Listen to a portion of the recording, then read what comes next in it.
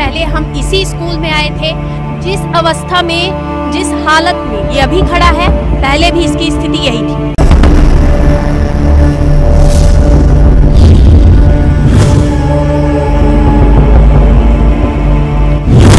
तहसील के डढ़वा गांव की जलदर प्राथमिक शाला।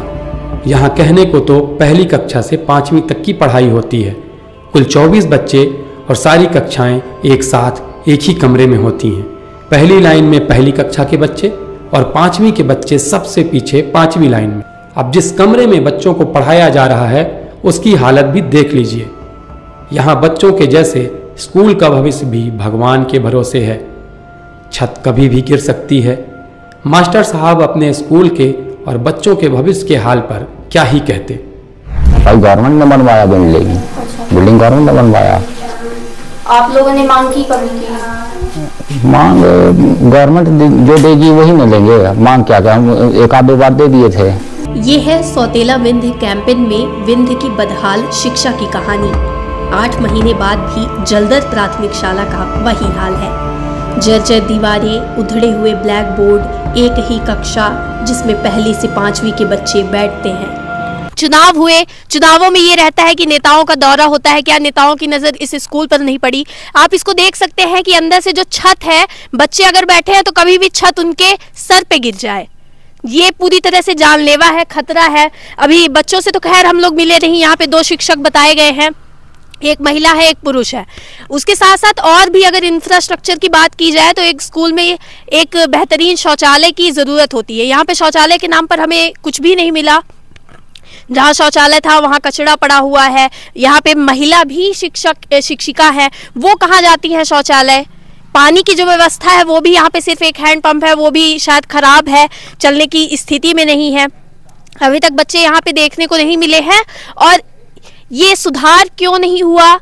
क्या ऐसी ही स्थिति में बच्चे पढ़ेंगे? और अगर ऐसी स्थिति में पढ़ रहे हैं तो उनका भविष्य क्या होगा? सिर्फ 2 कमरे हैं यहाँ पे नाम मात्र के, वो भी जर्जर पूरी तरीके से। और दोनों कमरों में एक कार्यालय है जहाँ पे कुछ पुस्तकें रखी हुई हैं।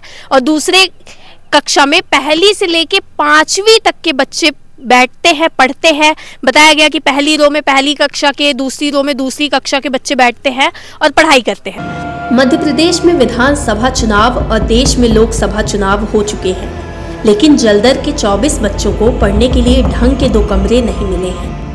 1997 से संचालित स्कूल की हालत पर हेडमास्टर जी क्या कहते हैं, सुनिए। आपसे पहले भी बात हुई थी इस स्कूल को लेकर, क्या उसके बाद कोई आया यहाँ पे जो इसकी स्थिति है इसके बारे में जानने के लिए? आते हैं, प्राचार्य लोग आते हैं, प्राचार्य आते हैं, CSE आते हैं, BRC आते हैं।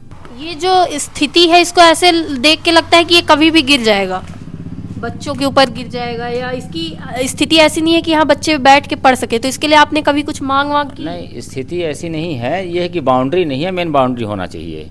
क्योंकि देखिए ना, ये इस तरह का क्या है ये सब कुछ, इसकी तो मरम्मत होनी चाहिए अगर नया नहीं बन रहा है तो मरम्मत तो होती है। अब इधर तो 3 साल से नहीं हुई है मरम्मत। हाँ। बाकी बीच बीच में होती है। तो ऐसी ज़रूरत आपको लग रही होगी कि मरम्मत होनी चाहिए, तो इसके लिए आपने किसी से मांग की, कुछ लिखा पढ़ी? नहीं, लिखा पढ़ी तो जानकारी आती है तो हम लोग संकुल केंद्र में जमा कर देते हैं। जैसे कि क्या क्या नहीं है यहाँ व्यवस्थाएं?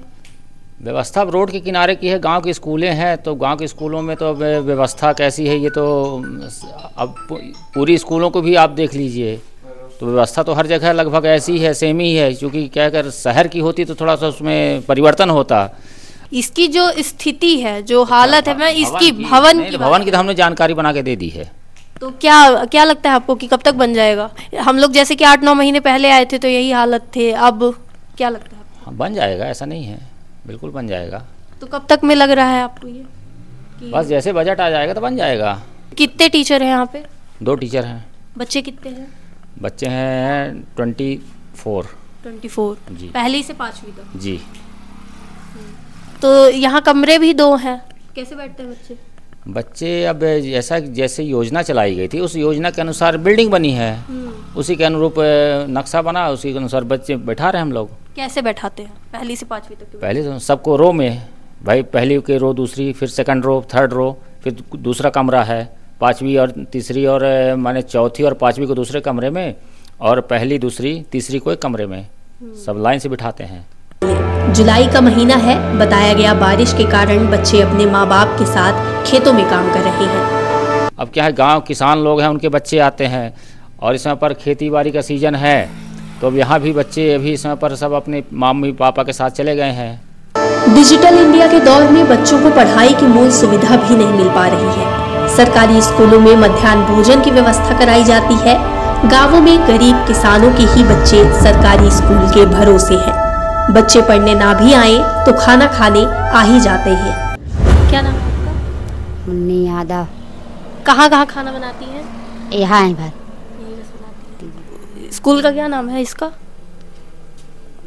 बताइए। नहीं, हम ग्रुप तो नहीं, हम तो खाना वाली हैं।